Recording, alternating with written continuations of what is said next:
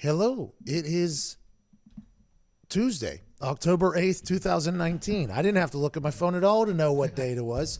And you are currently listening to the Pat McAfee Show on Westwood One across the country and DAZN worldwide. Wide. Last night was Monday Night Football on ESPN. The Joe Tessitore and Booger McFarland show took it on the road to the West Coast.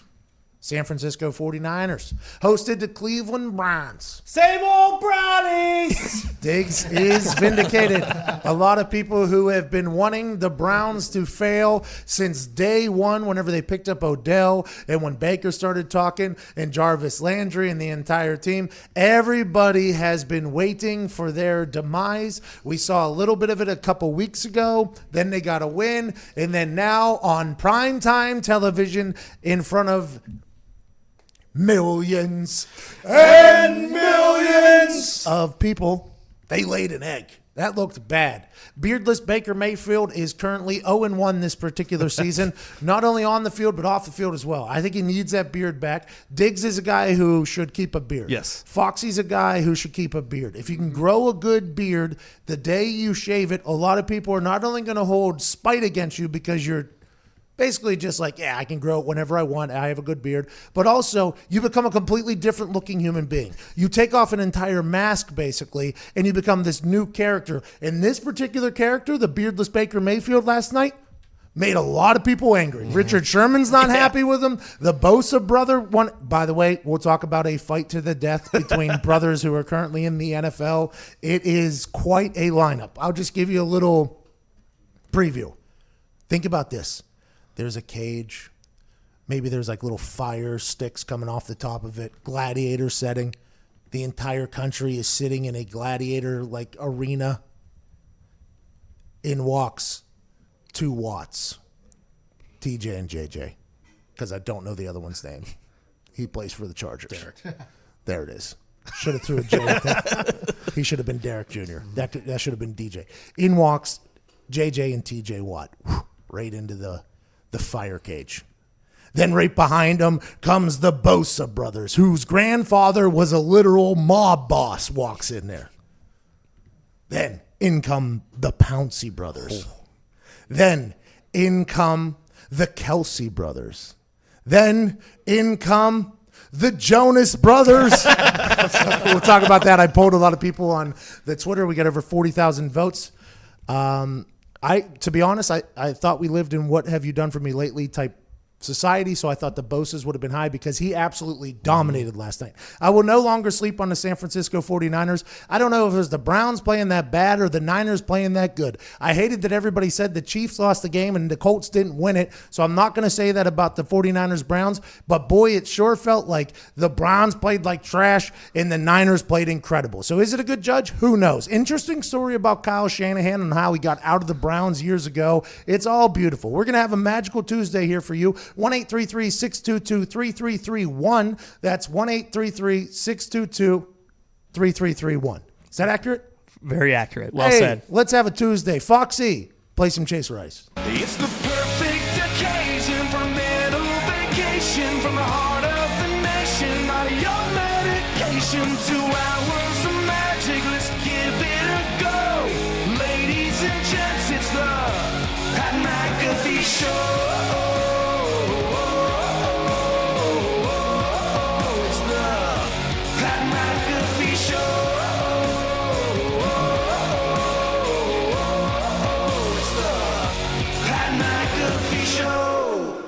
Yes, it is, Chase Rice. I appreciate you. We are back in Indianapolis. It's the perfect Indiana! I don't know what just happened there. Offsides. I'm intrigued by it.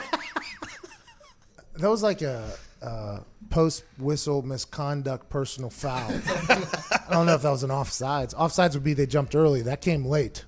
That was an after-the-play penalty right there. It was onside. No, that would be a kick.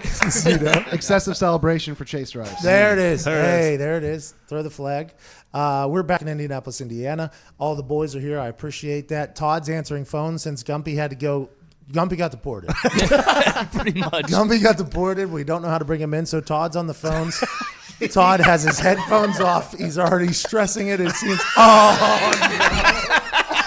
For those listening on radio, you didn't just get to see this miserable Todd that just happened on the internet, where we are streaming on DAZN worldwide.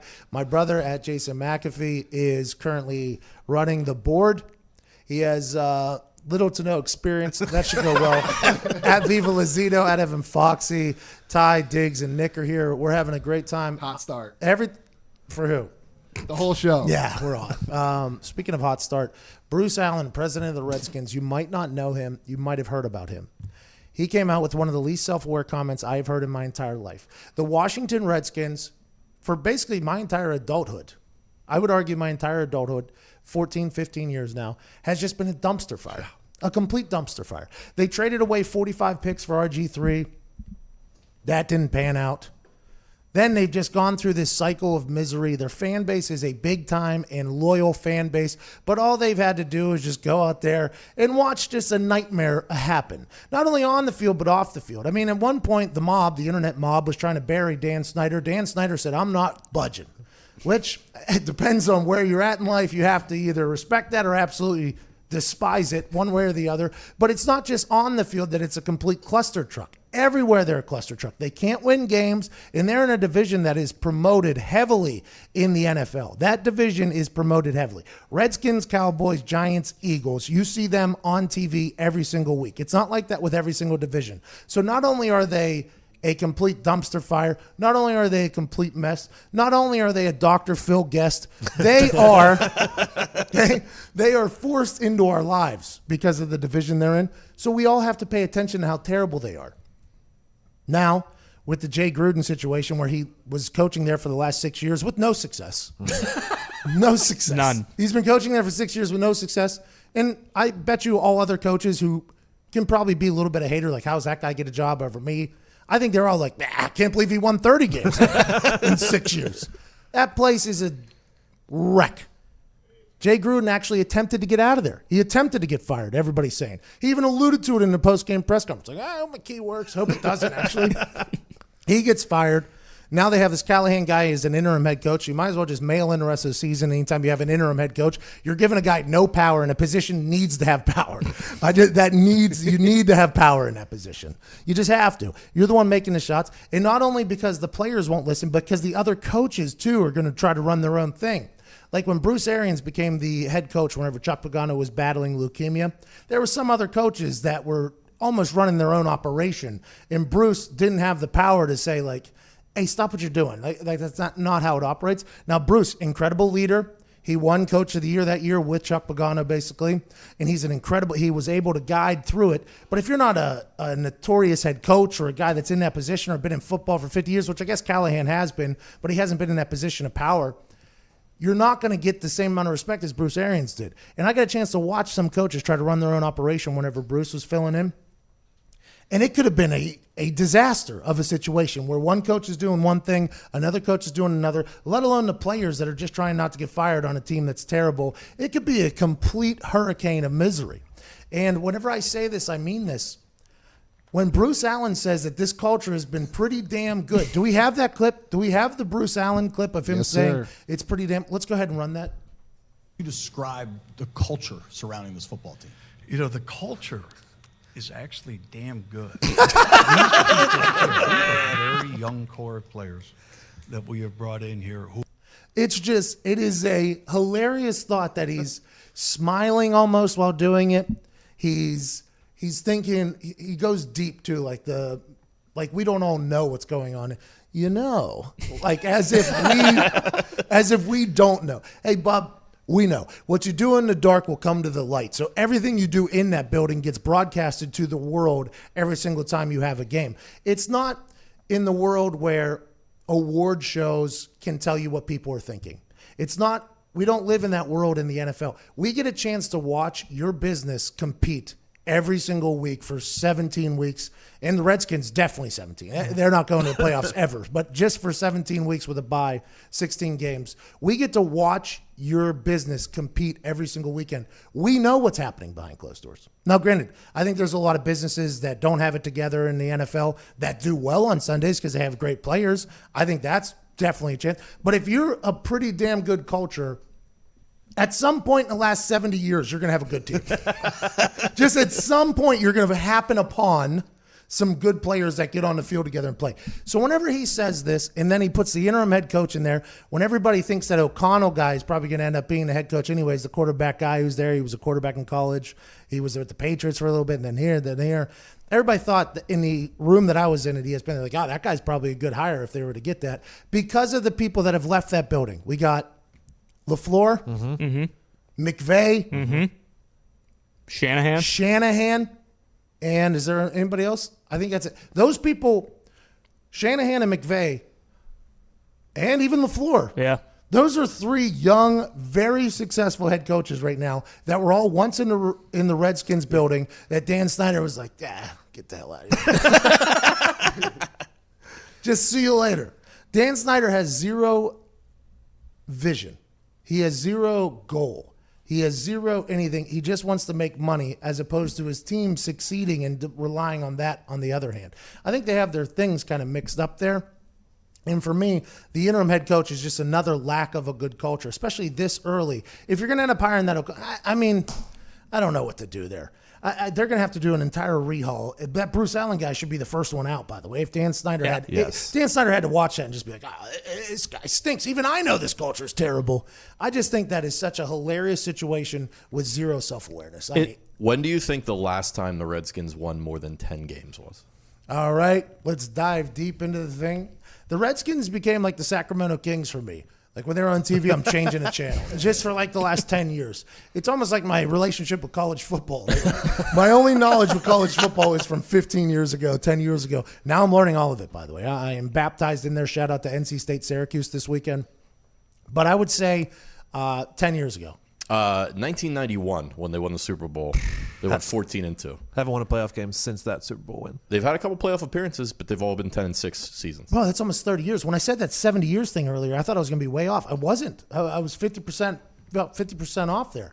30 years they haven't been worth a single damn, and their culture's pretty damn good. What does that mean? They got good like lunch breaks? They got good coffee?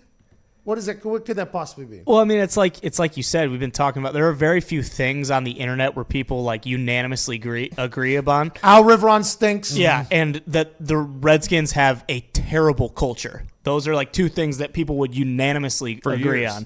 Yeah, but that's whenever the fact that Bruce Allen led off with the It's actually pretty damn good. No, it's not, dude. And he's wearing this beat up white polo too. He looks terrible. What a guy. I mean, Bruce Allen's probably an incredible football mind. Well, it's going to be a no. And then Nick, I have never seen you just outright say, don't say that is what you were saying. Nick was looking at me, shaking my head, saying, don't you even think about saying what you're about to say. The Redskins, I know nothing about them. The only thing I really know about them is bad. Mm-hmm. The only history I know of the Redskins is bad, and that's because for the last 30 years, that's all they've been. Bad PR off the field, bad football on the field, bad decisions in the building. Everything's bad for the Redskins at some point. Will it come around? Who knows? Supposedly, it came around for the Browns this offseason, but last night, Monday Night Football, everything that people wanted to happen to the Browns happened to the Browns. Same old Brownies. Diggs is happy. Rex Ryan's happy. Colin Cowherd's jacked up. He said, I'm ready to unload tomorrow. What am I going to do? What do I do as the guy that was on television with Rex Ryan saying, whoa, don't you say what you just said about Baker? I'll tell you when we get back. This is Pat McAfee Show.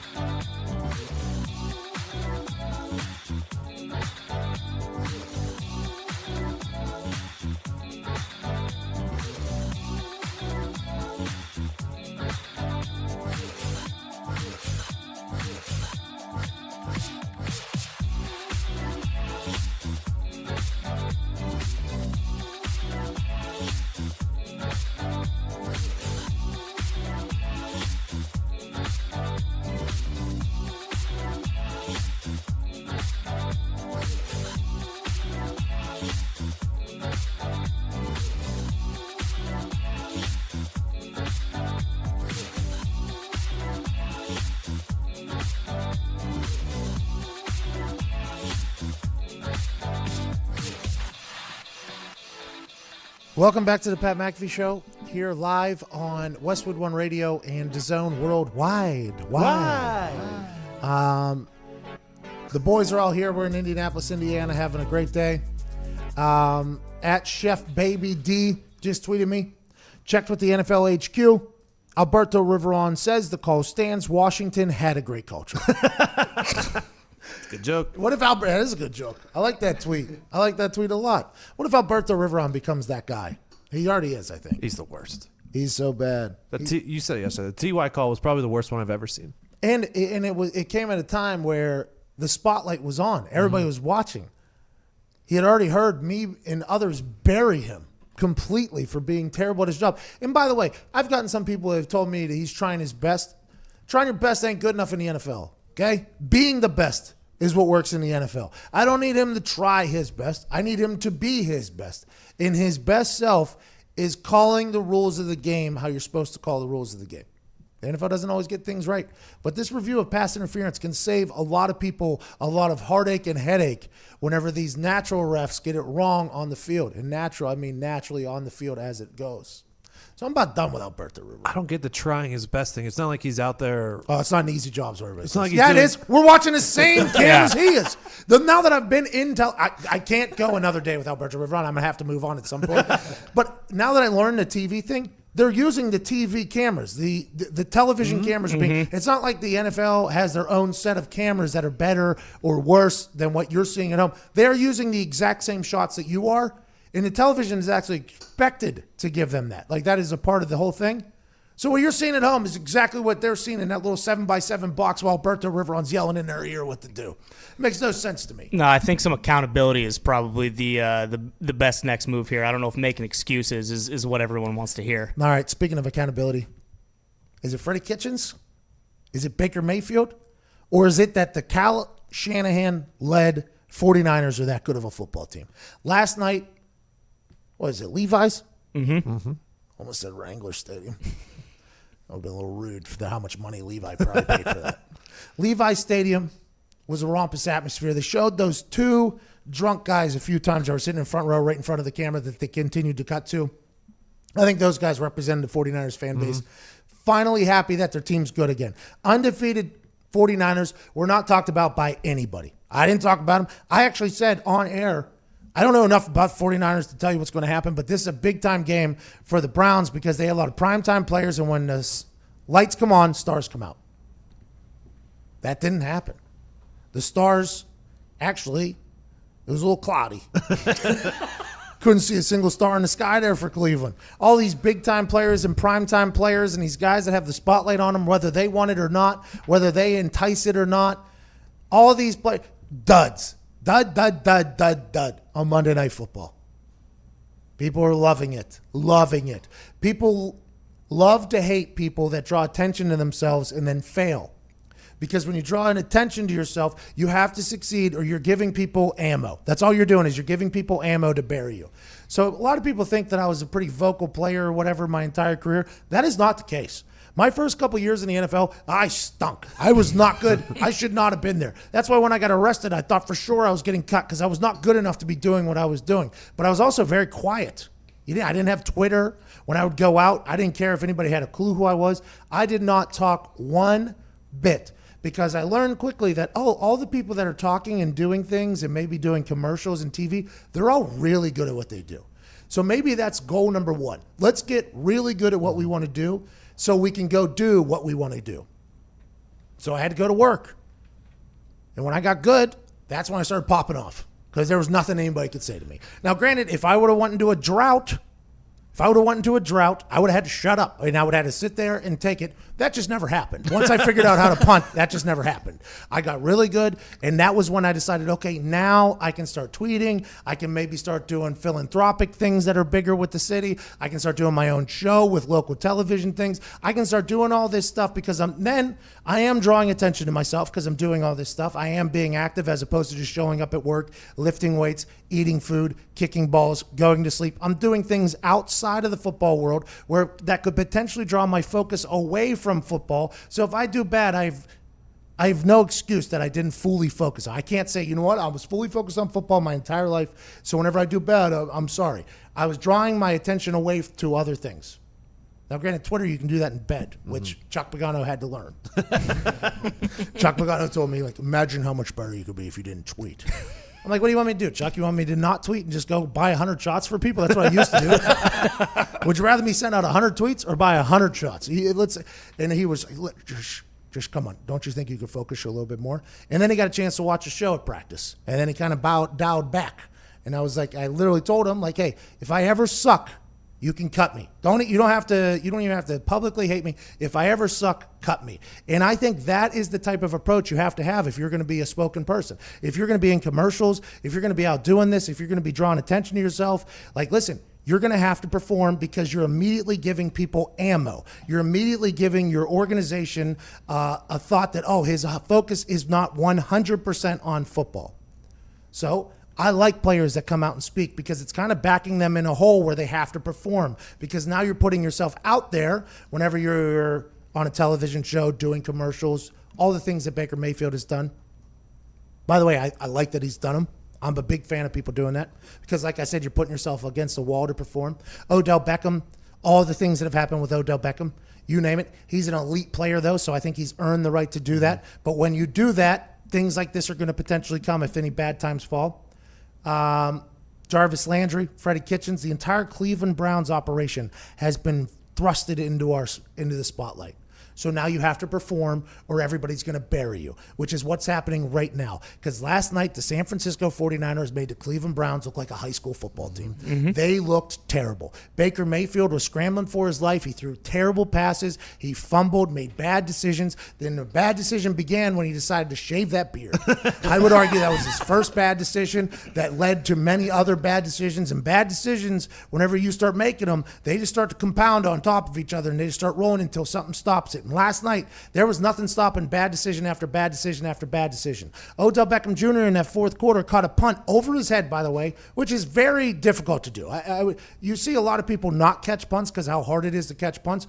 Odell caught that punt over his head like it was a pass, probably coming in end over end, by the way. It wasn't even a spiral punt. That thing was just coming in, and he just snagged that thing. Then he's running with it one hand, trying to make a play, which is what Odell does, by the way. And I would argue that Odell Beckham's one hand is probably stronger than most people's arm. If you see the way he can catch balls, and he probably does these brick exercises, he works his ass off probably to be able to do that. But then when the ball comes out, nobody cares about those one-handed catches. Nobody cares about the brick exercises. Nobody cares about how talented they are. All they want to say is, well, that's what you get for running with the ball like that. That's all anybody wants to say. And that led me to think, that is this the time that Odell Beckham's going to turn? Because with that fumble late, now people are going to start saying things about him negative, right? People are going to be like, well, you fumbled a punt. I think he dropped one that he normally would have caught early. Now, granted, that was not a good throw. Baker Mayfield had a terrible evening. He was a bad quarterback last night, I think, by all accounts. And is that the Baker Mayfield we'll see going forward? Who knows? That's why I said the whoa to Rex Ryan, because I thought it was too early to say if he was overrated or not. We're still 19 games into his career or whatever. So I think it's too early to see if that's going to be Baker or if Baker's going to figure out how to get good or if Freddie Kitchens is going to make him better. Nobody knows any of these things, but Odell had a couple flaws last night where people are going to start judging Odell. People are going to be like, hey, Odell, remember when you were wearing $1 Million Watch a couple weeks ago? I remember it too. You know what I also remember? You dropping a pass in the first quarter of Monday Night Football. You're only waiting for that to happen. And once shots start firing at him, which they hadn't, right, because he wasn't getting the ball. He was the guy, like everybody was like, yo, Odell needs to get the ball more. No shots are being fired at Odell. Now shots are going to start coming at Odell. Will Odell continue to be professional? I hope so. I hope Odell will continue to take the high road. But boy, all roads lead to him saying, me. Let's talk about bing, bang, boom, boom, boom, boom, boom, and just sawing down everybody. And I hope he doesn't do it. I don't know what he said last night. I just hope it doesn't happen. I think the main concern for the Browns in the offseason is coming true in the season. Their main concern was the offensive line. And now when they've played the Titans, the Rams, and the 49ers with good defensive lines, they can't block a single soul. It's interesting, isn't it? Because Chubb can run for 175 or whatever, and that might be a misleading stat. about whether or not the offensive line is good, or maybe it's the play design, or maybe there is a pocket and you run out of it. I don't know. I haven't looked into that as much, but also the lack of discipline. I mean, you go through the bing, bang, boom. Something's going to have to give over there. Something's going to have to give with the Cleveland Browns. But boy, the people who wanted to hate the Browns got everything they could have possibly wanted last night, and then some, because they were trash, absolute trash. Do you think Baker turns it up from here on out? Because if he starts to kind of back off and not be the same guy, then everyone's going to come at him for being What is he? A stooge and a sellout. 8 of 22, 100 yards, 3 turnovers. See, I think I could do that right now. Yeah, I think if I was to go play in the NFL, I think I could do that right now. Now, granted, I wouldn't pass a THC test for the life of me, which I would have to get back in. But I think a very standard, terrible quarterback could do that. Now, are we not giving enough credit to the San Francisco 49ers? That defense was eating last night. That Bosa kid, he's a barbarian, bro. He said to the Monday Night Football crew that he's only got 1 sack so far this season, but he should be leading the league because he's so close.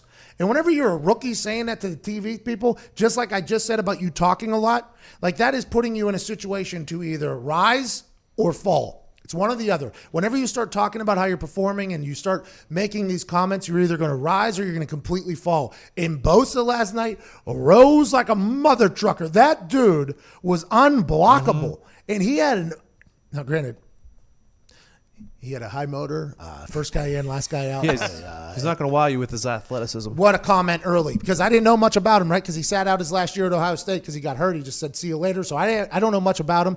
I know there's a lot of hype about the Bosa brothers. I know that this kid could be incredible. He got, top 10 pick or whatever? 2. Yeah. Yeah, number 2 pick overall when he didn't even play last year. I know that he could be this stud. And then early Booger tells me he's not going to wow you with his athleticism. I'm like, oh, this guy must work really hard then. Okay, I'm excited to see this guy work because I'm forming my opinion on this kid right now because I haven't seen him. So as soon as he said that in the first quarter, by the way, maybe before he even got a snap, he said that. So now I have in my head, okay, he's a hard worker, I guess. He's a very hard worker. And then I'm watching him just pick dudes up and throw them down. I'm like, is that not athleticism? Is picking up a 300-pound man and bull rushing him back 5 yards not athletic? And then I'm like, okay, well, this must be something different. Maybe that isn't how he always plays. And then he has his dip rip. He's wearing Jordan 1s. He's he is everything. He's a freak. He's an absolute freak, and I knew nothing about him. And he's a rookie playing against grown men. Imagine in 4 or 5 years when his body meets the full maturity level. He's going to be incredible. Richard Sherman's back, and Richard Sherman said that he felt disrespected by Baker Mayfield during the captain's coin toss. He said, this is the league. You're going to respect the league, bro. And I can understand that, by the way. Richard Sherman has proved that he's one of the greatest athletes on planet Earth. He's one of the great NFL players of all time. You can hate that or love that. That's just a factual statement. The Legion of Boom changed the NFL for a few years. He was an integral part of that whole thing. He was a big-time part of their Super Bowl win where they dominated Peyton Manning. So people have to know that Richard Sherman, no matter how you feel about him personally, when it comes to football, guy can ball. Guy can ball. From Compton, went to Stanford too. The story is immaculate. What did he do? He yelled in Aaron Andrews' face? Yeah. With the Crabtree stuff. Yeah, him and Crabtree hated each other. I mean, a lot of people just know him strictly from that stuff because San Francisco 49ers, East Coast bias, you don't learn it a lot. He said before the game, Baker Mayfield wouldn't shake anybody's hands at the coin toss thing. I just find that awkward. Because you're literally walking towards each other, and the ref tells you the ref is like a matchmaker almost, introducing you to each other, boys meet each other, and everybody's like, okay, and it's like in boxing when they don't touch gloves. I'm always like, that is such an interesting situation how you make that up in your mindset. Like the other guy's holding his gloves up, and you're just like, no, I'm not touching that. In that situation, you are literally being told to touch each other, literally being told to do it. And if he's just nah, to hell with it. I could see how a guy like Richard Sherman, who's been in the league a long time and has had success, could be like, hold on. This young little isn't going to dap me up when we are both the leaders of our team. We are the people that have been called upon our cities basically to come rep. And you're not going to look soft if you dap up somebody else at a coin toss. You're not going to look soft if you just fist bump them. There's a way to be kosher about that whole thing. But on the flip side, Baker's well, you're enemy number 1 for me. Because that's how Baker has always operated. Baker has a chip on his shoulder that's bigger than everybody else. Baker hates everybody. That's why he did the flag thing, which Bosa did perfectly. Yeah. Nailed it. perfect. How many times did he watch that? Bosa was in his hotel room because they played at 5, I guess, over there in Pacific time. He's in his hotel room at like noon or whatever. He's like, all right, 1, 2, 3, 4 swings and a bang. I wonder if he thought to himself, like, I would have only done it twice. He did say he practiced it. Yes. On record, confirmed it. Oh, that's beautiful. The fact that he's looking in his mirror in his hotel room all by himself. He's a rookie. He might have a roommate. I'm not sure. And maybe his roommate's even like, no, you got to do it one more time. 1, 2. Like, I wonder if his roommate who watched him practice all day was like so proud of him. Like when he came off to the sideline, everybody's like, great sack or whatever. He's like, no, great job with the flag. That was beautiful. But the fact that Baker Mayfield, he has that in him, that everybody's the enemy. He has that chip on his shoulder. So, I mean, I guess I can see where in the Baker Mayfield brain, in the Baker Mayfield brand, that is on brand for him. But for Richard Sherman and every other human that's been in the NFL and understands the business of the NFL and surviving in the NFL and not just, I mean, that's just, you could see how Richard Sherman's like, just shut up, dude. Well, it doesn't happen, does it? I don't know if I've ever seen that before. Hey, there was a guy that played for the Lions, Vanden Bosch? the white guy, D lineman. Bald head. Vanden Bosch, I'm pretty sure. Okay, so I was elected captain a week. We played the Lions up in Detroit. And Vanden Bosch was one of the captains for them. And he had red contacts in. Yeah, that's him. He had red contacts in, and we walked up to each other, right? And I think I'm with like Mathis and some other people. I don't know. I should not have been there. I was just far left or whatever. You know, I'm just on the far left side of it. And I walk in, and we all dap each other up. And then he's there, and I go shake his hands. I look him in the eyes. And I didn't say anything. I just looked him right in the eyes, and he like dapped me up or whatever, gave a fist bump. And I just stared at him for the entire coin toss. Like the ref was talking to whoever was going to talk for us, and I was just looking this guy right in the eyes the whole time. And then as soon as we go to leave, I go, that's wild, man. I just jog off to my sideline. In those captains' meetings, I've had some incredible electric moments. We played against the Minnesota Vikings, and Adrian Peterson was the captain of Vikings. I was captain of the Colts. There was like 3 other people. We walk out there for this. And the only thing I've heard about Adrian Peterson is how firm – well, I've heard a lot of things about Adrian Peterson. Those aside. But I've heard that Adrian Peterson's handshake is a firm one. Like Adrian Peterson has a firm handshake. It's like this legendary story. So we go out for the coin toss, and I see him, and I'm like, here we go. And as soon as we go for the handshake, I get in early. I get in because the key to breaking a very – stern handshake is you get in early because you got to beat the grip. You got to beat the grip. So he's like kind of casually shaking everybody else's hands. I'm like dapping everybody up like slowly. And I'm like watching him the entire time. And he brings his hand out and I race in to get the netting and your thumb on the thumb. And then I squeeze first, right? So I get like, that's like in arm wrestling when you get the angle on it. So he squeezes back and I give him like a ha-ha. Like, right? So while the coin toss is happening, Adrian Peterson looks at me while he's standing on the other side. Neither of us were speaking captains. And he goes, after the coin toss, we're doing another one. It was beautiful. It was absolutely beautiful. He goes back. As soon as the coin toss is over, there's another dap up before we run back.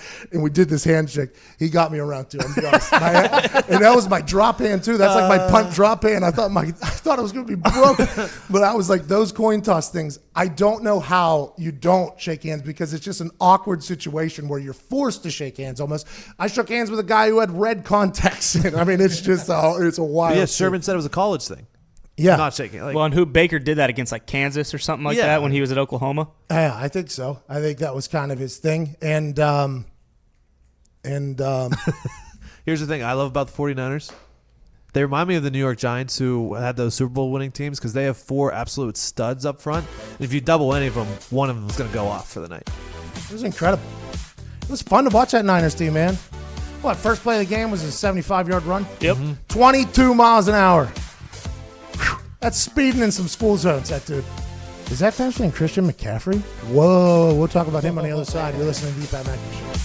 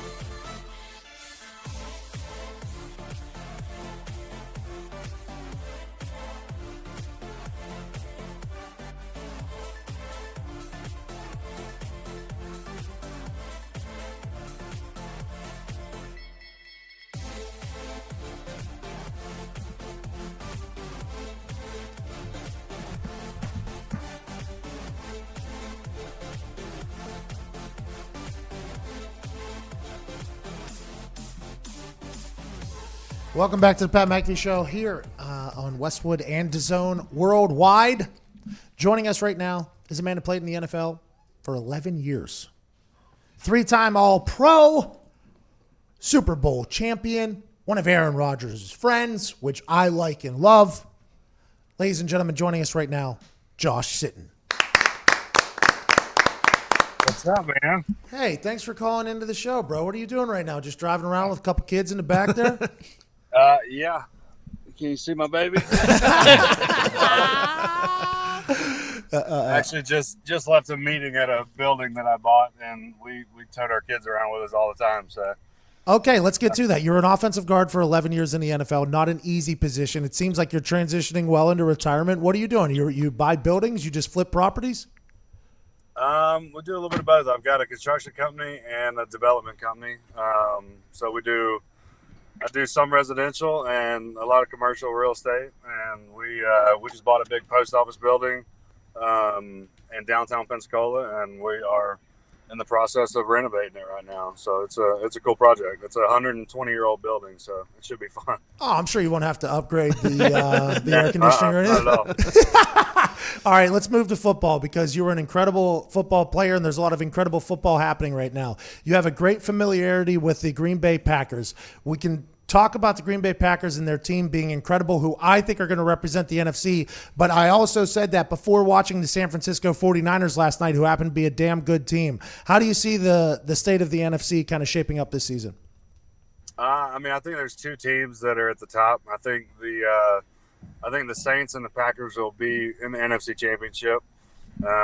Anytime you can win games like the Packers are with their defense, and you still have Aaron Rodgers, who hasn't really even turned it on yet, they're going to be a dangerous team. I think they'll probably end up in the NFC Championship. Like I said, the Saints are unbelievable. To have their backup quarterback go in and do what they're doing right now, it's pretty cool to watch. I'm really happy for Teddy. He's an awesome guy. I played against him, against Minnesota for a few years.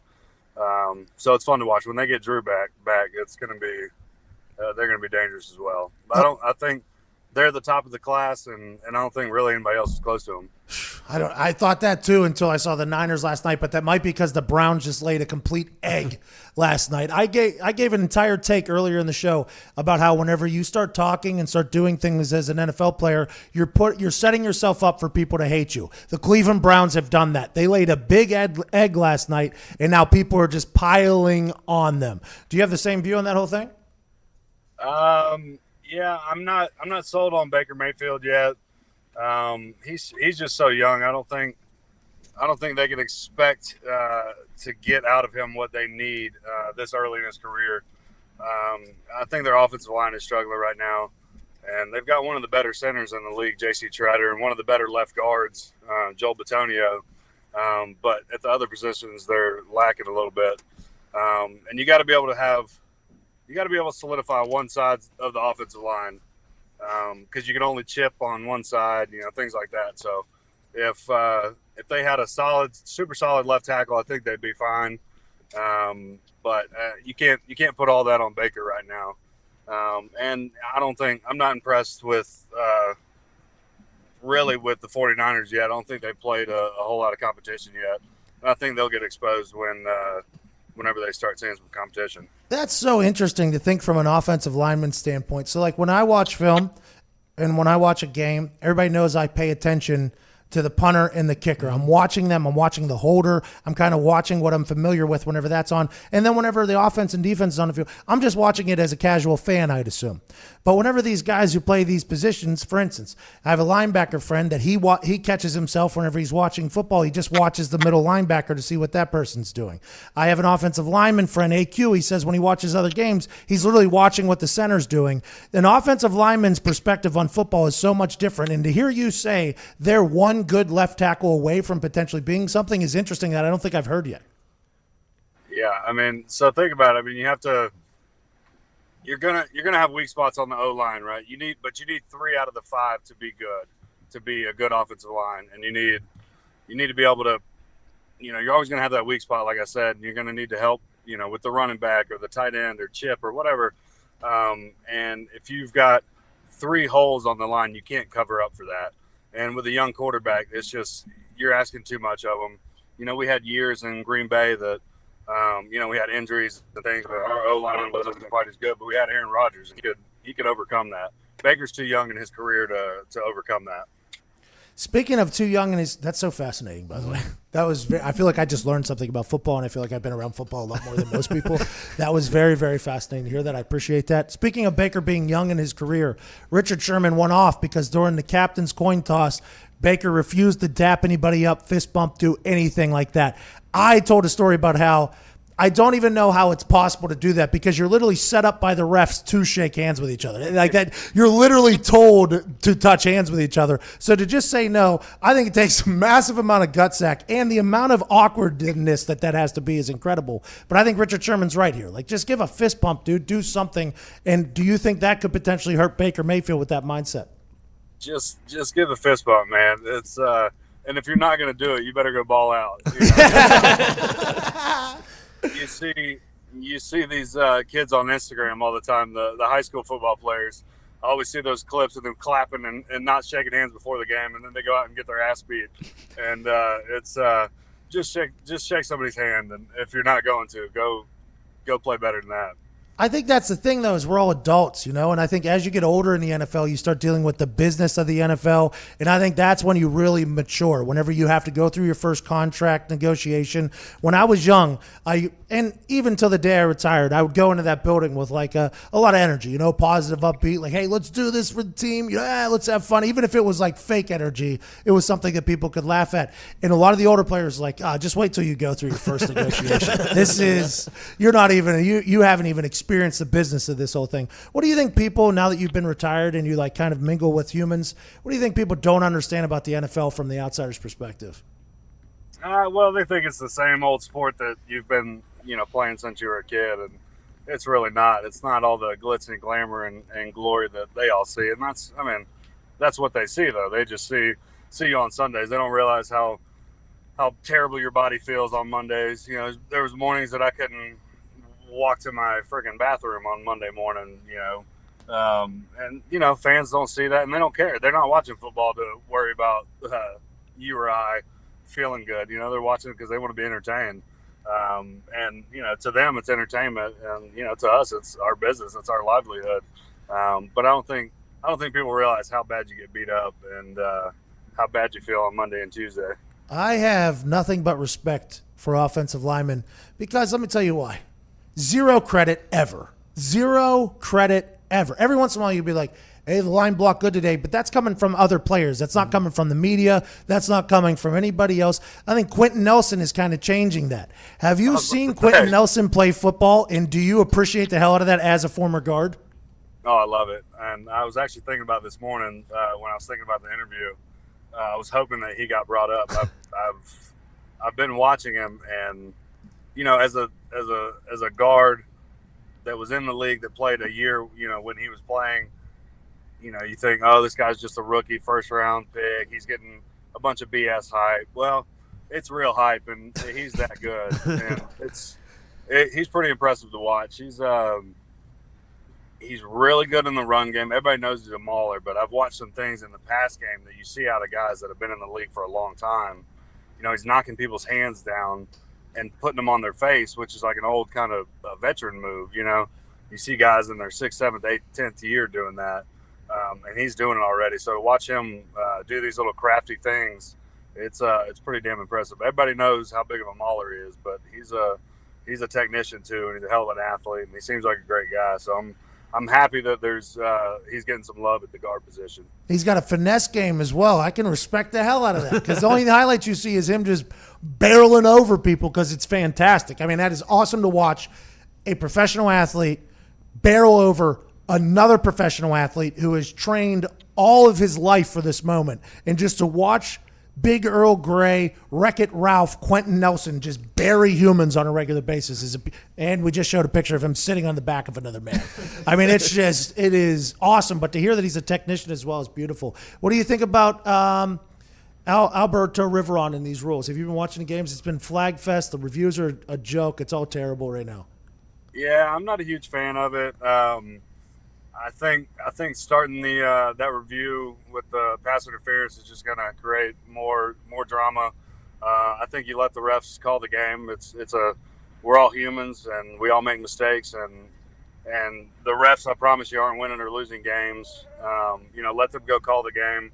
I think the refs are not very good in this league, but you still have to let them go do their job. And you're slowing the game down. You're going to open it up to, you're going to start reviewing every freaking play if we keep going down this path, and it just slows it down and makes it boring. But Josh, I can't thank you enough for your time today, taking it out of your busy schedule. We got to get to a break here in a minute.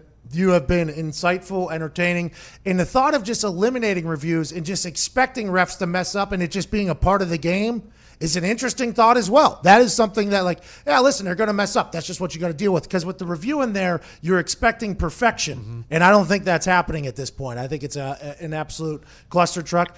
Good luck with your business, my brother. We hope to have you on again soon. You were really good, man. I appreciate you.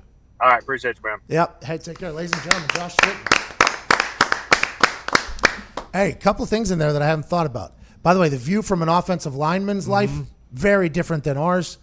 I could always walk to the bathroom on Monday mornings, so I can't. Actually, I couldn't when I had a dislocated kneecap my last season. So even the weakest position in the NFL goes through some stuff. We're grossly overpaid, though. I think we would all agree with that. But, I mean, just what a beautiful conversation that was from Josh Stritton. You love that guy, yeah? Yeah. Oh, yeah. He's a road grader for the Packers. I was really disappointed when they let him go. All right. 10:55 here. We'll get some calls in the second hour. We got Jimmy, RJ, Nick, Daryl, Bill, and Nick. Todd's been answering phones. Todd told me off air he's been expecting a lot out of them. We'll see that. People are expecting a lot out of Christian McCaffrey. My whole take on the other side. You're listening to the Pat McAfee Show.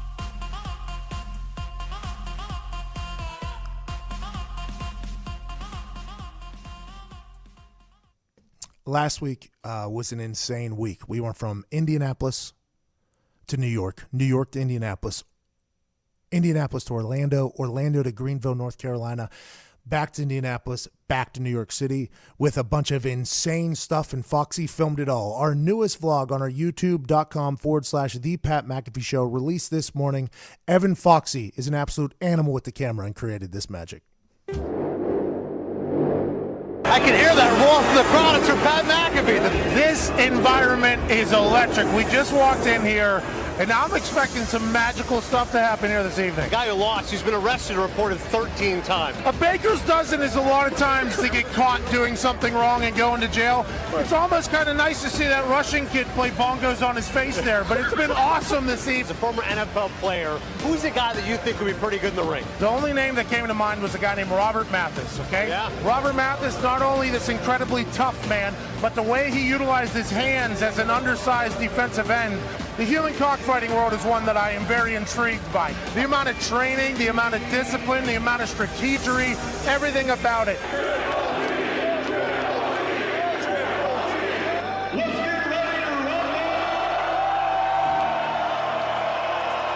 The dude's got cinder blocks attached to his wrist. I think tonight is going to be a big night against Tarasenko. I was going to say it 3 different ways. Tarasenko.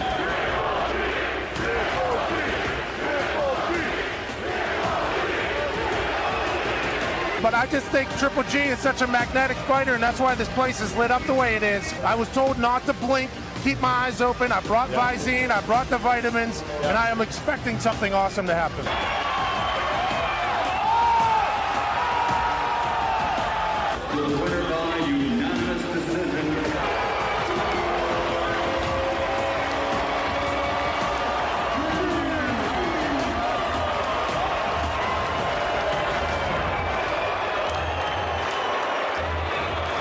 Hey, wait, are we on the screen right now? Big screen at Madison Square Garden. Hey, Mama, we made it.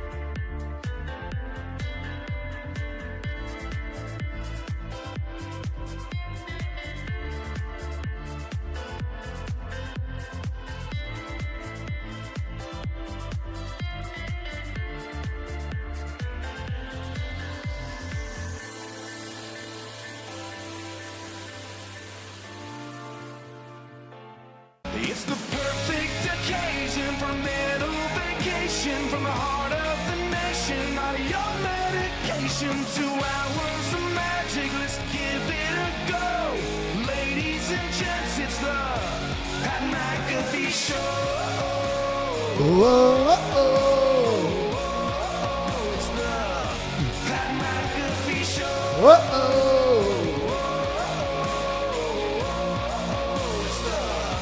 Pat McAfee Show. Yes, it is, Chase Rose. I appreciate that. It is Tuesday, October 8th, 2019. I'm joined by an incredible group of men. At Nick Moraldo, at Tone Diggs with a Z, at Ty Schmidt, at Evan Foxy, at Viva Lazito. I don't know what Jay's is. That's my brother, Jason McAfee. He's running the board for the first time. And at Todd McComas is on the phones, which we will get to right after the first commercial here in a little bit. Can't wait to chat with these guys. Todd, how are they? Well, my standards are pretty high back here, Pat. You know what? If you're going to come in weak, you're going to get hung up on. That's what we need to do. Yeah, I had to hang up on one. Sorry about that. Just call back, do better. That's all you got to do. Solution. No more Canadian Nice back there. Canadian Nice Gumpy was back there. It's his birthday, I believe. Happy birthday to him. He got deported by America for his birthday. It's real. We're not allowed to pay him when he's here. We can only pay him when he's back home for the work he does back there. So he has to go home for a few weeks so he can earn a living, so he can support his family and his wife. Which is hilarious, by the way, if you're any American, to think that a guy who just wants to talk into a microphone literally cannot get into America to work. We could dive into that pretty far, but we chose not to. I don't really understand it all. Todd, I think you're doing a great job. We don't always get to the phones, 1-833-622-3331, because we only have a 2-hour show. So in a 2-hour show, if I get going, we have no idea. And in the past, and maybe this is because of the Canadian Ice thing, some of the calls have been terrible. So when you're only on the air for 2 hours and a caller comes in and it's a dud fest, it's like, hey, listen, Monday Night Football can't have terrible football. Sunday Night Football can't have terrible football. Podcasts that succeed can't have bad guests. This show can't have you just bringing the show to a complete halt. So I like that Todd's getting a little angry back there. Who'd you send back packing? Do you know? I don't know. I didn't want to feel bad about it later in case they called back. I just wanted to erase my memory. So. Oh, yeah. Nameless, faceless opponent right there. They know who they are. You get a second shot, do better. I appreciate you, Todd. We'll get to that after the commercial break. Last night was a dud fest for the Cleveland Browns. We talked about the whole first hour. The 49ers look damn good. Richard Sherman came out and said, the people that doubted the 49ers before the season, stay away. We don't want you. We want you to look like idiots. I'm not sure if I was a doubter. I was more so an ignorant human. I knew nothing about this 49ers team. Nothing. I knew that last year there was a lot of hype about him going into the season because Jimmy G got real hot there at the end of the season before that. I knew that Jimmy G was dating porn stars in the offseason. Mm-hmm. I knew that Lynch and Shanahan were a nice little tag team out there that was going to bring the San Francisco 49ers team back to the forefront of football, which had been waiting for a long time. George Kittle is incredible. George Kittle, I knew was an electric figure. I knew that whenever he was on our podcast, he was energetic. I knew that when he was on other shows, he was insightful and hilarious. I knew that he was going to be a good football player. But last year, whenever Jimmy G decided to zig instead of zag and tore his ACL, everything went off the rails. They had to battle through another season of suck. And then Jimmy G came back this year, and they started off on an undefeated run, and nobody knew what was happening. And by that, I mean nobody that I surrounded myself knew that 49ers were an incredible football team. I had no idea. I said it on Get Up. I said it on my show.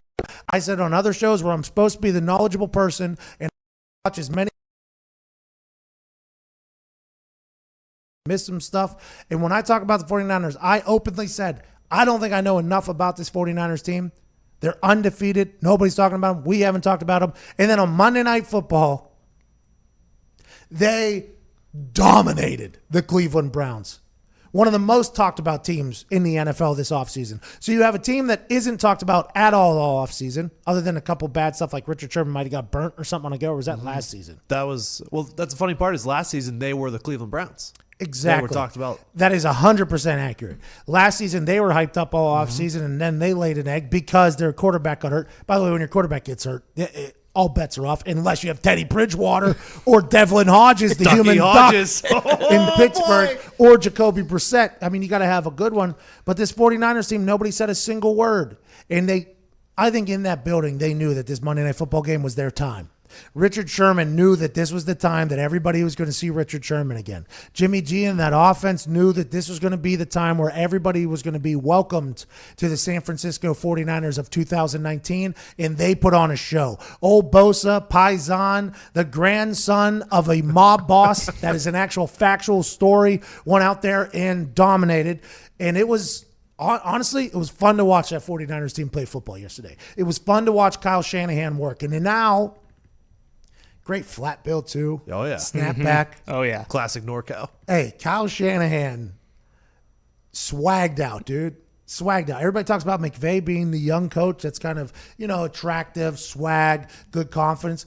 Kyle Shanahan, I don't think he smiled one time, but he looked the part. That flat bill snapback he was wearing was incredible. It wasn't godly 49ers, too, which is what most new era hats try to do whenever the sideline apparel. We get it. They're playing for the team. They're coaching. They're on the sideline. We get it. You don't have to have the Indianapolis Colts as a billboard on your hat or on the sideline. I liked it. What's that? Their defensive coordinator, did you see him? It looked like he would eat someone's face off. Yes, I loved his energy. I loved his excitement. But that 49ers team was incredible. And on the flip side, Cleveland Browns were god-awful. Everything about him was bad. Everything. We're going into what? Week 6 now? Yep. Is this going to be the Cleveland Browns team this year? Because if that's the case, the dog pound does not deserve it even more. Last year when I watched Hard Knocks and I watched Hugh Jackson walk into a river for a polar plunge or whatever, and then he did an entire interview thing where he was like, I know I'm going to win here, he said. As a head coach of an NFL team, he said after going 1-31, I know I am going to win here. As soon as I heard him say, I know I am going to win here, I knew he was not going to win there. Because no coach in the history of anything has ever said I instead of we. So literally the first 2 minutes of Hard Knocks, I had the entire Cleveland Browns organization read like that. This team's going to suck. That's all. As soon as I saw it, then his mom passed away, which was very sad. Then all these things started happening. So people started coming after me for being rude to the guy when I was strictly judging him off of the I know I am going to win here instead of we are going to win here. Because to be a coach, you have to be very selfish. You have to put your ego aside. You have to think that, what I once originally thought maybe isn't accurate, so I have to shift it up. Anybody that says, I know I am going to win here is somebody who's stuck in their ways and refusing to change. And that all came to a head when he almost fist fought Todd Haley in the thing. So I knew that the Cleveland Browns are going to be bad. And I went on an entire speech that said the dog pound doesn't deserve this. After the first episode of Hard Knocks last year, I said the dog pound does not deserve this. After being 1-31 in the last 2 years, after having that list of jerseys with quarterbacks where it's like 75 deep, the head coach of the Eagles is on that thing. It is like 14, 15 quarterbacks deep. They haven't won it all, but that fan base is just a loyal one. They love the Browns in Cleveland. The dog pound loves them. And I said, they don't deserve it. They're about to suck again. And it came to fruition until Baker came in and lit a spark. So then the dog pound was like, all these years of barking at games where we know we're going to lose is about to pay off. We got a guy. Yeah, I'm an Ohio State fan. Yeah, he put the flag into the thing, but we got a guy. This guy is our guy. So they got their hopes up all offseason. They were able to drink Bud Light after the big comeback victory in primetime when Baker came in the second half and won. Everything was looking the dog pound's way. These decades of suckness are all going to pay off. This is going to be the year that we go. Odell Beckham gets brought in. Oh, my God. One of the best wide receivers in the NFL, probably top 2 wide receiver, depending on who you're talking to in the NFL, has now joined our team. Cleveland's the hot spot. Freddie Kitchens, he's got the job. He knows Baker. He's friends with Baker. Drew Stanton's still there. Stone Cold Steve Austin comes and records a show on USA Network there. Everything is going. The hype machine's going. Here we go. Everybody's bought into this. This is going to be incredible. It's going to be electric because of what Baker Mayfield did last year. And then this year,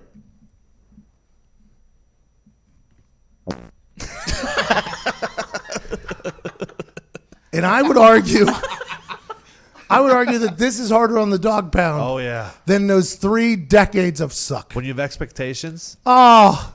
Do you fault them at all for buying in? Yeah, no. I bought it. Yeah.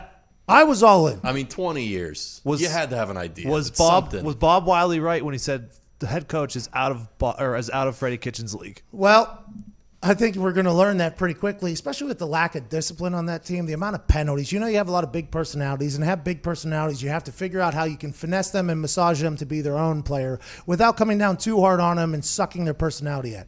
I think Pete Carroll was able to do that for a long time in Seattle until he wasn't, right? Until he wasn't. And then that all out the door. Freddie Kitchens, I didn't know how he was going to be able to handle it all, but right now it looks like he's just getting whooped at the checkers table. I mean, the other coaches are just going, king me. Give me two of them things and bang, bang, bang, bang, and coming back.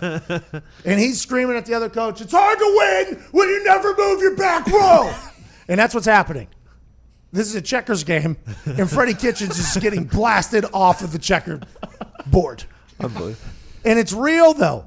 And for the dog pound, my heart is broken for them. Because all offseason, I was almost with them. I'm like, here we go. Cleveland's back. Good for the league. Cleveland Browns are back because the dog pound will get a chance to put on a show here. Because the dog pound is an electric fan base that has a real identity, a real personality. Not all fan bases have that. And now they come into the season with expectations of being halfway worth of crap. And they're just not. They are just bad right now. They're a bad football team. So the Cleveland Browns fan base, the dog pounds, are going into work this morning, whatever their job is, and they have to look across the aisle at somebody who's a Cincinnati Bengals fan or something else, and the Bengals fan's just sitting there, and he's like, we're the Bungles, but we knew we were going to say. What's up with the Browns? They are bad at football. It doesn't get much easier for them either. They go Seattle, New England, Denver's Denver, but then Buffalo. There's just four pretty tough defenses. Okay, so let's go ahead and play the game called you get an L, you get an L, you get an L, and you get an L. And that is just a game that is a one-way street to Cleveland for the next 4 weeks. Seattle's going to beat the hell out of them. Mm-hmm. That Seattle defense and Russell Wilson, who's, by the way, MVP candidate, Russell Wilson. Oh, yeah. People are saying Christian McCaffrey might get that. When was the last time a running back actually got the MVP instead of a quarterback? I mean, Aaron Donald was probably closest to getting it last year, but there's no way the MVP is not going to go to a quarterback, right? I mean, no, yeah, probably not. That's just the way it goes. We're in a quarterback-driven league. They get paid the most money. They touch the ball every play. The quarterback is always going to win MVP. So the fact that Christian McCaffrey is even being talked about in a world, by the way, as a running back has been devalued heavily, I think that's good for Christian McCaffrey. And we got an entire breakdown of why Christian McCaffrey doesn't merely visit professional athleticism. He was born in it. He was born in it. His lineage is insane. Incredible. Christian McCaffrey's lineage is his dad, Ed McCaffrey. Stud NFL player for John Elway for a long time. Super Bowl champ. I assume he was an All-Pro. Yep. His mom, incredible soccer player at Stanford. His dad's sister, basketball player at Georgetown. His dad's brother, basketball player at Duke and Vandy. His mom's dad, Olympic sprinter. Christian McCaffrey was born to be a professional athlete, and the Carolina Panthers are reaping the benefits of incredible DNA.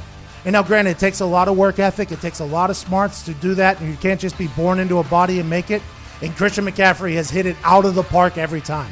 He's a different player. He's a game wrecker. He's a game changer. And is he the one that got Cam Newton to hate football?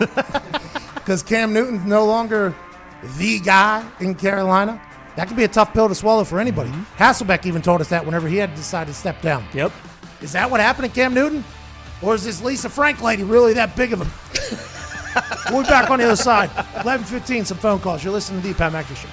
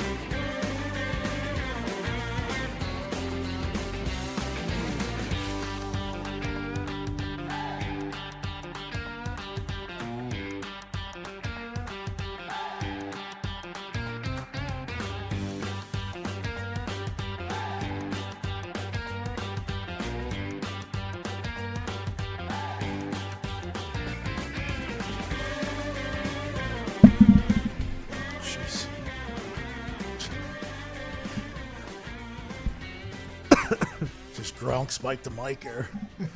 Okay. The time has almost come for us to answer some phone calls. I've been told that our phone system works completely. Todd's answering phones now. He's giving motivational speeches.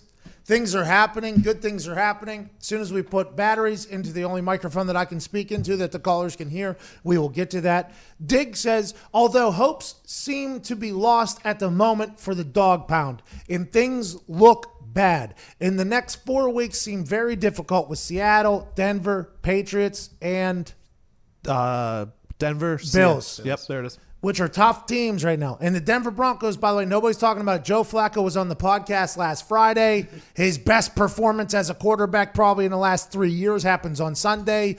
Did he get a McAfee bump? We will see. But the end of the schedule for the Browns seems to be one that they can really take advantage of. They finish after Buffalo. They finished with the Steelers, the Dub, Dolphins, Dub, Steelers, Dub, Cincinnati, Dub, Arizona, Dub, Baltimore, Dub, Cincinnati. Dub.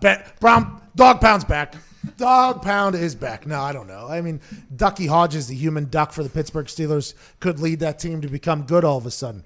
The Pittsburgh Steelers fans are thinking this, by the way. If you don't know Pittsburgh fans and you're not around the Yinzers, this is what Pittsburgh Steelers fans are actually thinking this morning. And I know that because an actual Pittsburgh Steelers fan told this to me right to my face this morning. One bad roughing the passer call away from leading the AFC North right now. That's it. One, they're on quarterback 3. We all saw what happened to Mason Rudolph. Tommy John attacked Ben Roethlisberger, came to another sport and attacked a quarterback. We all know these types of things, but one bad roughing the passer call, and the Pittsburgh Steelers are leading the AFC North. Instead, right now, there's actual conversations that Mike Tomlin, the head coach of the Steelers, should get traded to the Washington Redskins. A head coach midseason should get traded to the Washington Redskins. That's a conversation that's happening right now. But if you're a Steelers fan, you're like, we're one blown call away from being in the lead in the AFC North. Lost to the Pats, the Seahawks, and the Niners. And then Walt Anderson.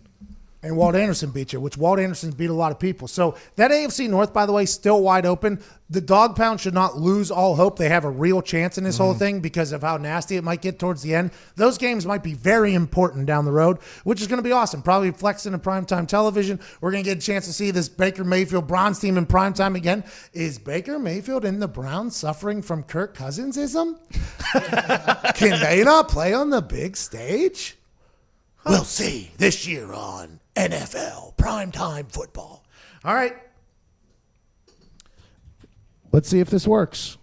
I have no idea if it will. We are going to find out right now. 1-833-622-3331 is the phone number. And now we will go to RJ in Pennsylvania. RJ, what's up, bub?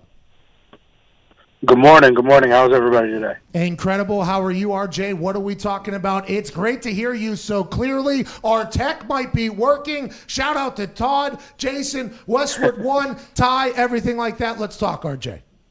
Definitely. Shout out to Todd. First off, I want to say T's and P's to Mason Rudolph. Get better. But as for right now, it's duck season. Oh, you're all in. I want to talk about worst team in the NFL, which is not the Dolphins, and it's not even the Redskins. It's the Bungles. Now, reason I say that is because the Rosen one, Josh Rosen, will be coming back and will be getting his first dub against the Washington Redskins this season. I do not see the Bengals getting a win at all against Baltimore. It's just not in the cards at all. All right, RJ, I appreciate that. That was another Pittsburgh fan right there. And that is accurate. The Bungles have kind of slipped under the radar in this suckfest. A lot of pressure and talk has been about the Miami Dolphins. And this weekend, the completely defeated Redskins take on the completely defeated Miami Dolphins. Who will suck worse? Who will make the worst plays? Who will throw more picks? Who will make terrible decisions at a more regular pace this upcoming Sunday as we find out who's going to earn the number 1 pick of the draft? And the Bengals are sitting at home going, no. We are also a part of this suck-off. We just so happen to suck it on our own occasion. Bring attention to yourself, but in your own way. Todd just answered a good call back there. But the Bengals are terrible. RJ brings up a good point there. The Bungles stink. They suck. They really do. And it's not just a suck like their team loses games. It's a suck as they look demoralized. Oh, yeah. Walking on the field, it might as well just be a walk of shame onto a football field. Like, can't believe our family's going to have to watch us play football like this.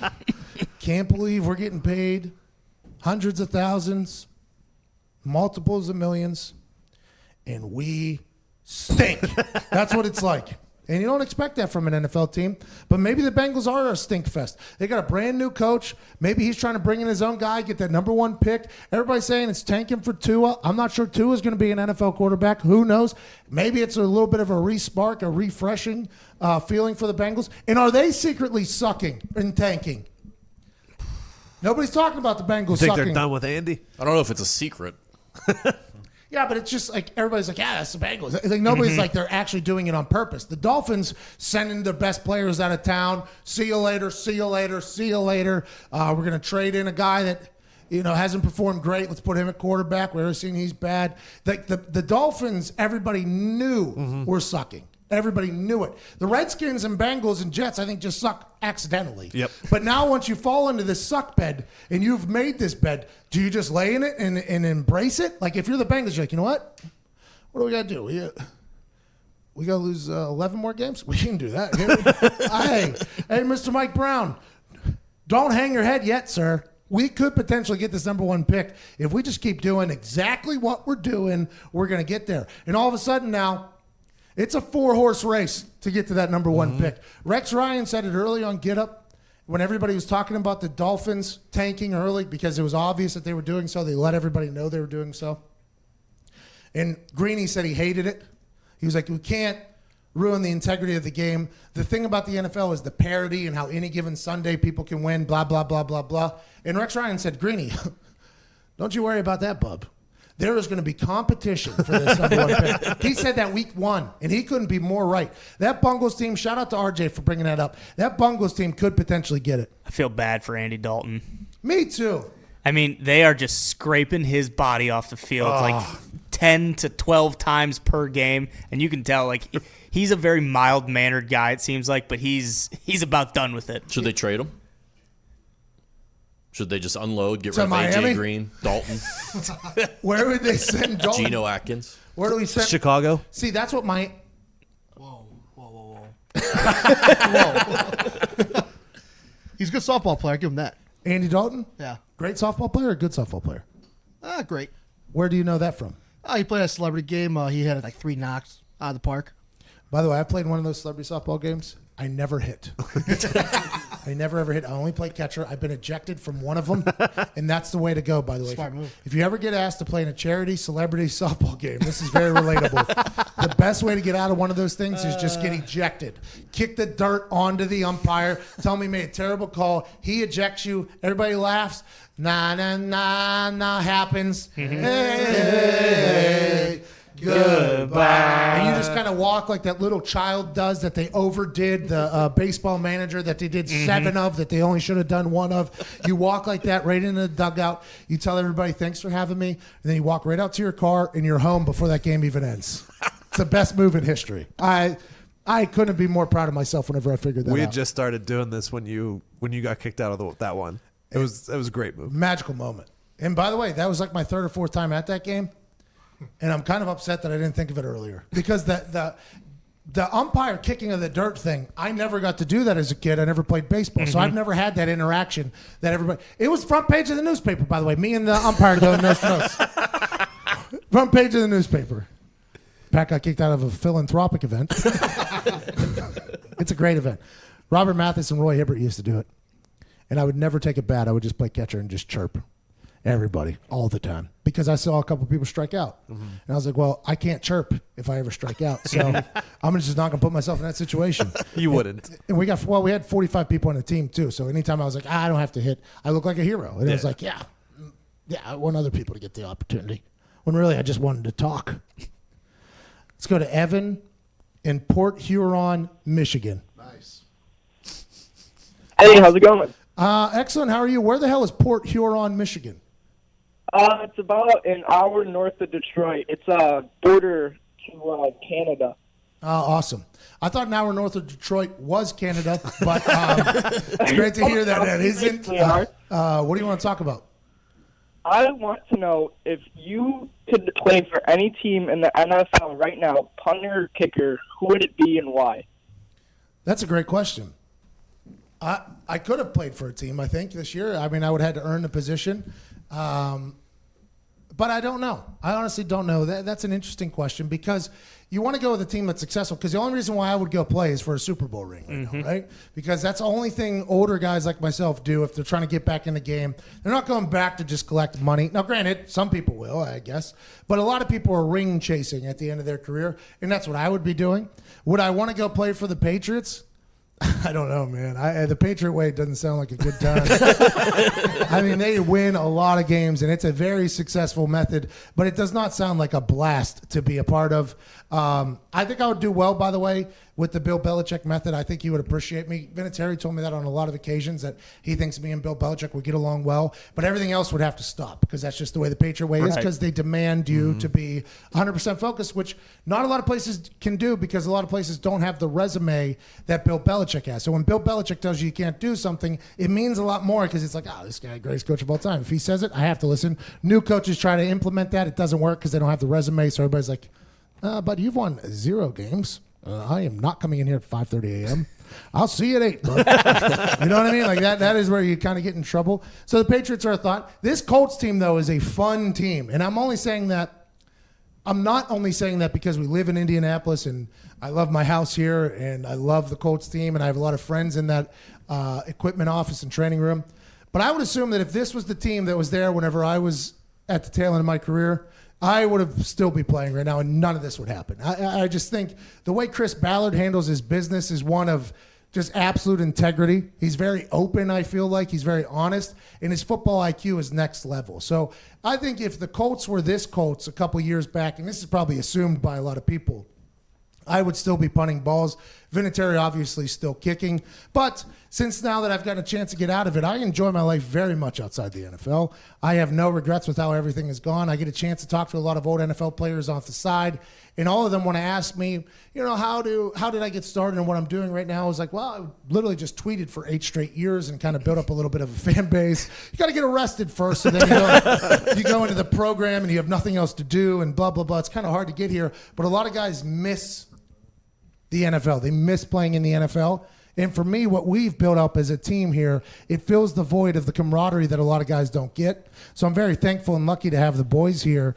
But aside from that, I don't think I ever want to go back. I had that moment where I thought I wanted to because it was to do something that nobody else has done, kick field goals. And I felt like I had a little meat left on the bone when it came to kicking field goals.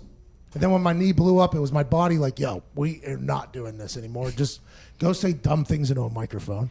And then I watched that first game, and I saw a field goal kicker walk onto the field, and I got so nervous for him, and I was like, how the hell did I even think that was what I wanted to do? There's no way I want to get thrown back into that world.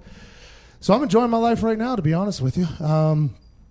Great question, though. Let's go to the YouTube. There's a question from our YouTube stream, which we are very thankful for. YouTube.com/The Pat McAfee Show. Streaming right now. And if you want to watch us, we're also on DAZN, which is an incredible app where we got a chance to check out the Triple G fight this past weekend. Anybody that's saying Triple G didn't win doesn't know boxing. That's right.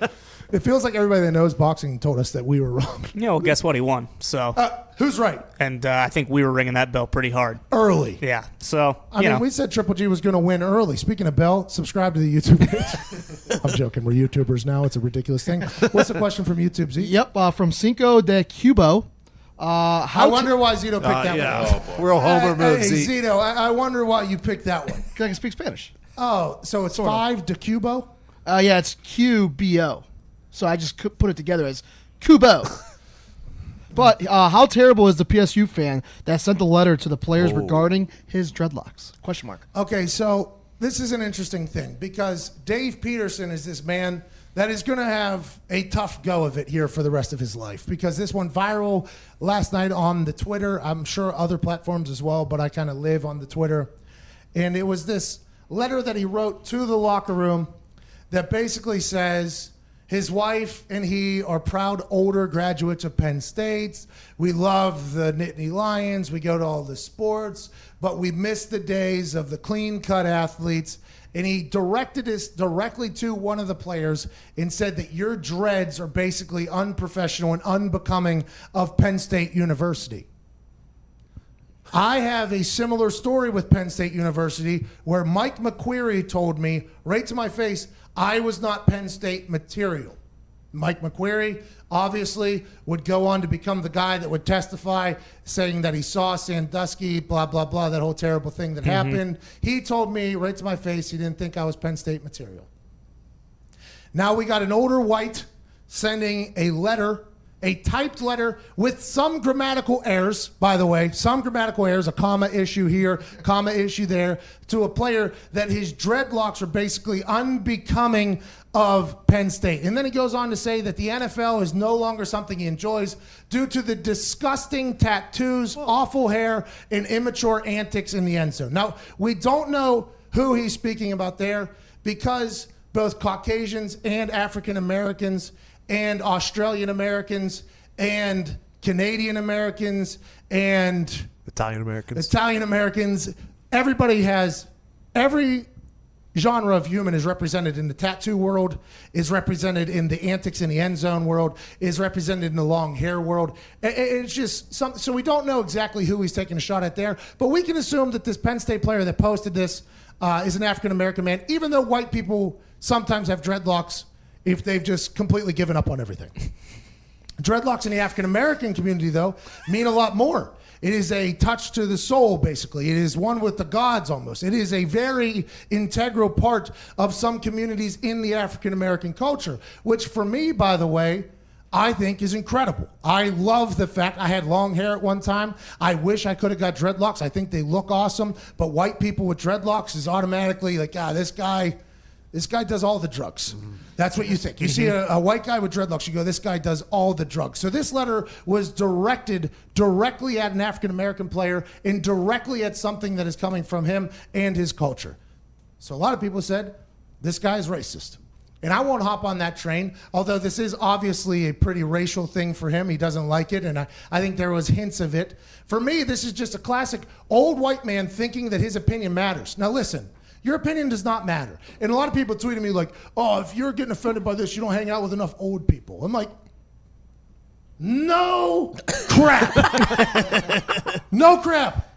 My grandma died whenever I was a teenager. My other grandma passed away when my dad was 16. My grandfather, my brother and I's grandfathers didn't really like us much, so we didn't really hang out with them. I was around zero old people. What I'm around, I feel like I like to surround myself with is good humans. People that aren't stupid, that don't say dumb things. Now, granted, social media has given a platform for too many idiots. Too many idiots get a platform on social media. But the fact that this guy thinks his opinion matters enough, to me, is the problem. The fact that this guy thinks anything he has to say affects anything is my problem. And this is the self-awareness issue, not only with people of the world today, not only with the old whites of the day who hate everything almost, it seems like. Now, granted, this isn't all old whites, and this is not all old people in general. This is not all Caucasians. This is a specific breed of old whites that are the worst humans on the planet. And us other Caucasians, we hate that they exist as well. Oh, yeah. Because we live in a world that uses a broad brush to paint over everything. So when this letter gets sent, white people look bad. White people have been doing dumb things for a long, long time. Dumb things. And will probably, by the way, continue to do dumb things for a long, long time. I just want the world to know that that particular section of whites, the people that call the police when people are selling water, the people that ask people's cars to get towed, the people that, arrest you for walking in public a little bit intoxicated at 4 a.m., these particular group of whites are not a good group of whites, and we should all band together and hate them. And that's how I truly feel about it. And Dave Peterson is a guy that I absolutely despise. You should too. If you see his other writings that he writes into the Gazette or whatever in Johnstown, Pennsylvania, he's a joke. This guy is an absolute joke. And they posted a picture of him in the newspaper. His hair's disheveled. Looks like he just got done hanging out with Sandusky for 25 minutes.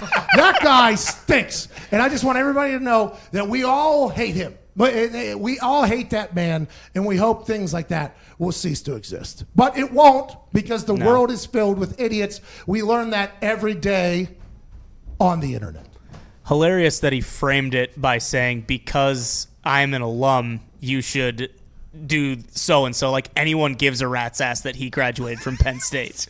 Penn State people in the cult of Penn State, by the way. Oh, I know they do. You know Dave Peterson's favorite player? AQ Shipley. Don't put that on AQ. AQ did not. Is that true? AQ's got How can it barbed not wire tattoos.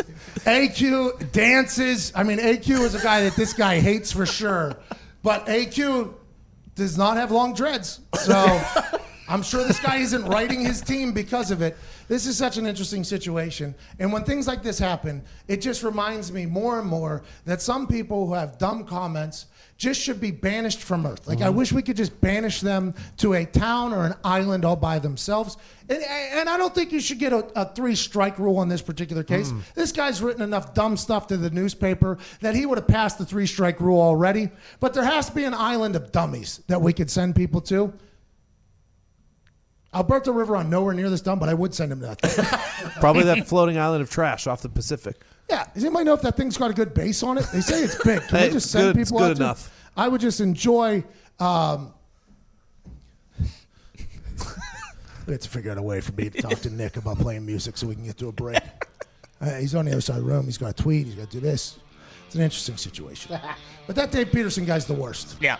This guy probably hates if you leave your trash cans out more than one day after trash day. Exactly. This is the same old white that is crashing into my trash cans outside of my house because they're out there for 2 days. I'm sorry, buddy. I'm in 4 different states in those 2 days. I'll get the trash cans when I get back. By the way, my property, allowed to do whatever the hell I want with my trash cans. Amen. We're going to find that old white guy. That's who it is, 1,000%. I'm going to send his ass to that island. It's the worst. 11:41. Thank you so much for the questions. You guys are the best. You're listening to the Pat McAfee Show.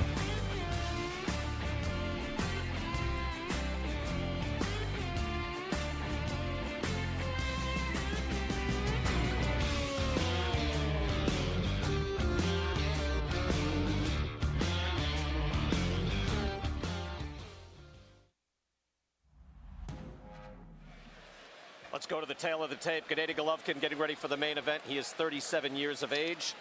Sergey Derevyanchenko is 33 years of age, only 13-1. Golovkin 39-1-1. The 1-1, both coming against Canelo Alvarez. So let's get this party started.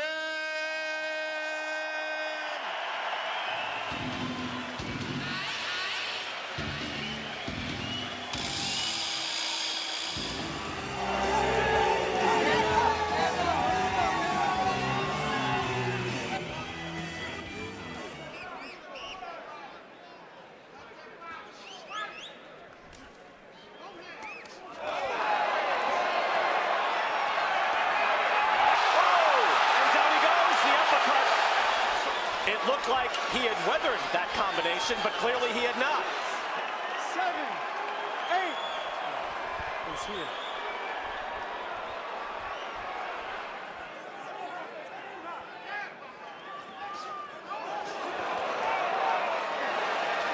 And he is able to do damage with any shot. We saw that against Steve Rolls. Uppercut. That caught Derevyanchenko. Derevyanchenko landed some good body shots, counter body shots. I want to see a lot more of that. It appears Derevyanchenko is bloodied a little bit, right in the corner of his right eye as well. Doesn't appear Golovkin has done a lot of damage, but his face, Derevyanchenko's face, says otherwise. Final minute of the second round. Another lead hook. Definitely not going to fight. He's fighting back. There's going to be an interesting round right here. Got everything going against him so far as he lands a shot to the body, springs to the side, trying to make things happen. I love those body shots by Derevyanchenko and getting the angle on Golovkin. He's going to work. He knows the clock is ticking. Throws a right hand as well. He's tough. He's experienced. He knows this is his chance. Golovkin fires an uppercut back.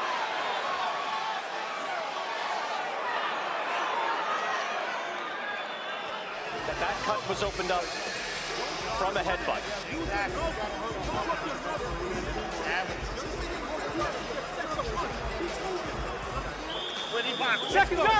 Derevyanchenko looks faster to me, a little bit more busier. His hand speed is a little bit more than Triple G's in the last 2-3 rounds. His offense is just tight, Sergio. Look at that. And hard shot to the body. Golovkin is wobbled. Golovkin looks hurt. Golovkin's hurt to the body.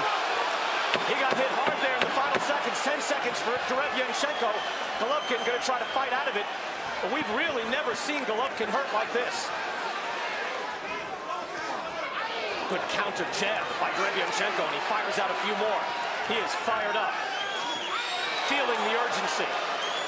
Up on his toes, moving, he's got rhythm. Golovkin will try to take it away from him. And now we go to work. Derevyanchenko is hurting Gennady Golovkin. Beautiful angles by Derevyanchenko, not forgetting the body, getting the angles, spinning off the ropes, banging away. Throwing hard body shots at every turn. It digs to the body again. A right to the side of the head. Golovkin is forced to move back. That rarely happens.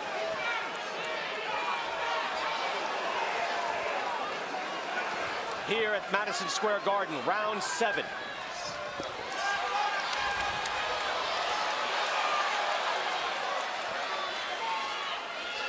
Chris Mannix giving that round to Gennady Golovkin. Claudia Trejos has more. Claudia? Thank you, BK. I just had a quick chat with Jonathan Banks. There's sense of urgency in this corner. They're asking Gennady to keep throwing those hands.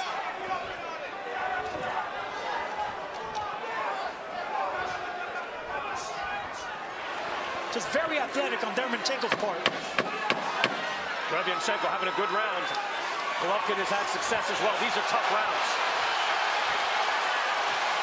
Hard right hand. Crowd is roaring as the bell rings. What a fight. Then again, this doesn't look like it's going to be stopped because of the cuts of the point.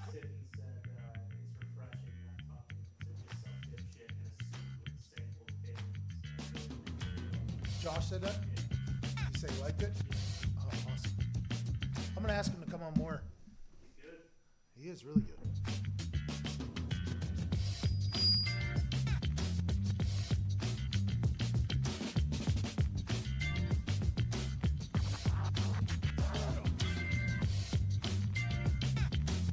Welcome back to the Pat McAfee Show. It is a...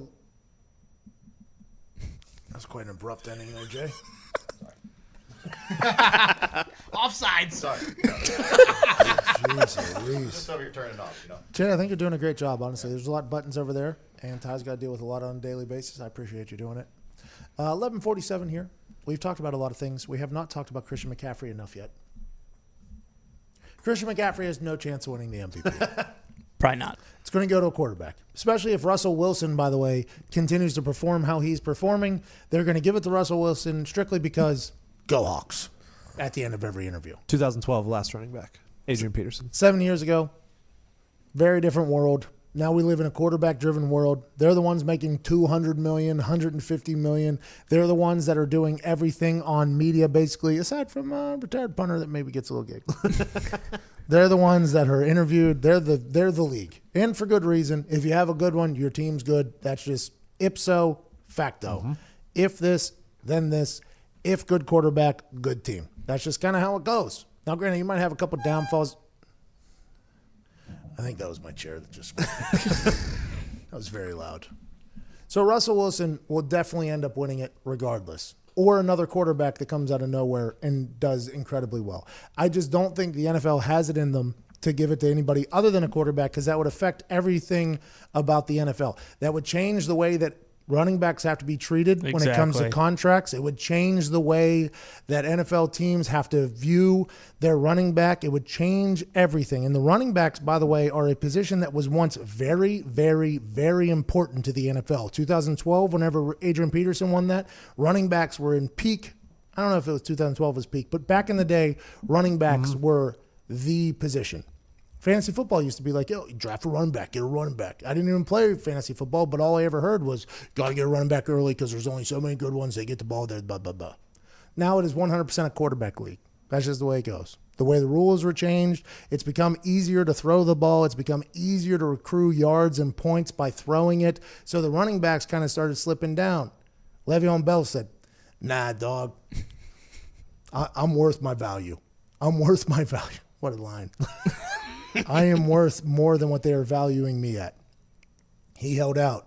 Then Melvin Gordon, then Ezekiel Elliott. And now to think that a running back in Christian McCaffrey would win MVP, I think is a bit outrageous, knowing that the NFL is a business. It will always be a business. But the fact that his name is getting involved in that conversation is incredible. Not only for running backs, but for positions other than quarterback to potentially get a little praise.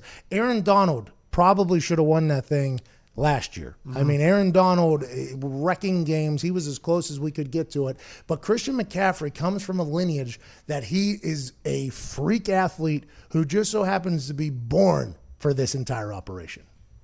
His dad, Ed McCaffrey, played with John Elway in the Broncos for a long time, was a star at Stanford, was a Super Bowl champ and an All-Pro. That's his father. His mom, incredible soccer player at Stanford. Okay, so his parents are both freak athletes. By the way, to play Division I soccer, not easy. He has said that his mom is a better athlete than his dad. There we go. So it's not easy to play Division I soccer.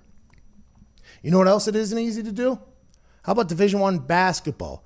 Both of his dad's sister and dad's brother played Division I basketball. His sister, his aunt played for Georgetown. His uncle played for Duke and then Vandy. So I don't know what happened with Coach K, but something happened. He ended up going to Vandy.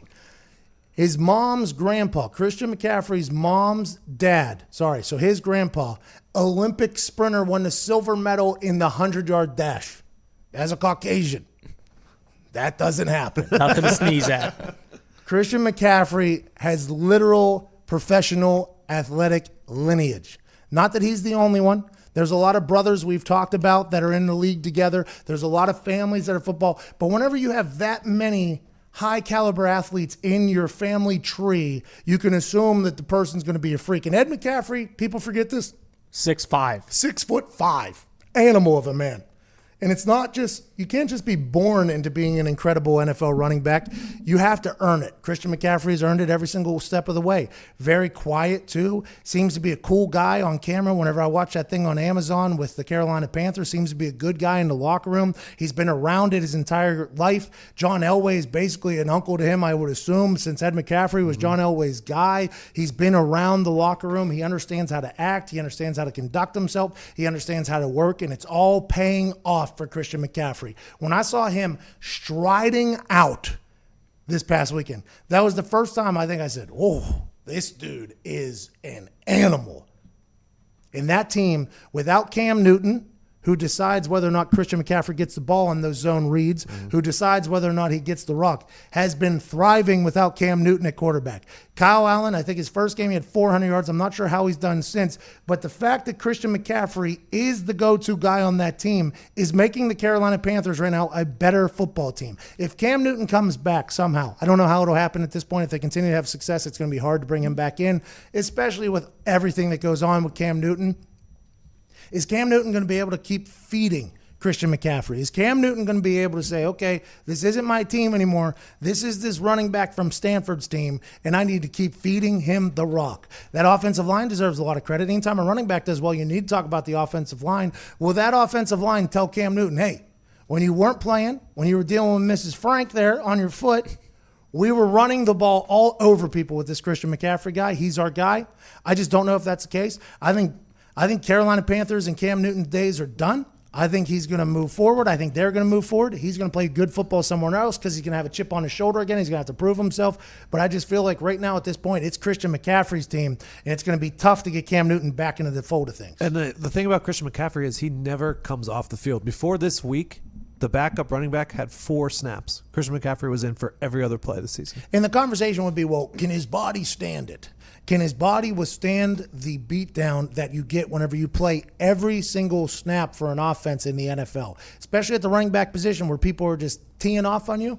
I guess we're going to find out, but that's where it goes back to his lineage. He has a family and a body that is built to be a professional athlete. From his aunts and his uncles to his grandpa to his parents, everybody's an athlete in his family, and this type of body is potentially what's going to lead him through the whole thing. But he's a throwback running back. He's on the field all the time. He's good with blitz pickup, they say. He's good at everything. He does all the intangibles. And if he can't win the MVP, if he continues on the way he is, we all just need to understand Ain't nobody other than a quarterback is going to win the MVP forever. And I fear that that's just how it's going to be, dog. The NFL is going to give that to a quarterback regardless, but I like the thought that Christian McCaffrey's in the conversation. He's on pace for 2,800 yards, which will be 300 more yards than the all-time all-purpose yards of all time. AQ's on the line? AQ, we got a minute left. AQ Shipley of the Arizona Cardinals. What's going on, dude? Hey, man. What's going on? Hey, congrats on the big win there in Cincinnati. We got 45 seconds left. Tell me the state of the Arizona Cardinals. Life is so much better after the win, I'd assume? Yeah, I waited 4 weeks till we got a win to call in. I couldn't. Congrats on the big win. How is the team over there? It had to be miserable there for a bit. It was, but, we just kept pushing, kept believing, and the offense was doing good things. We were moving things up and down the field, and we just felt like if we could start scoring points in the red zone, we'll win some games, and that's what we did. Hey, AQ, from all of us to all of you over there in the desert, congrats, man. Cheers. Cheers, AQ. Have a great work day today. It's been a hell of a Tuesday here. Our podcast, Pat McAfee Show 2.0, had some incredible stories about a lot of people. Download that now where all podcasts are. We can't thank you enough for the calls, the comments, the watches. You're the absolute best. This has been the Pat McAfee Show from Indianapolis, Indiana!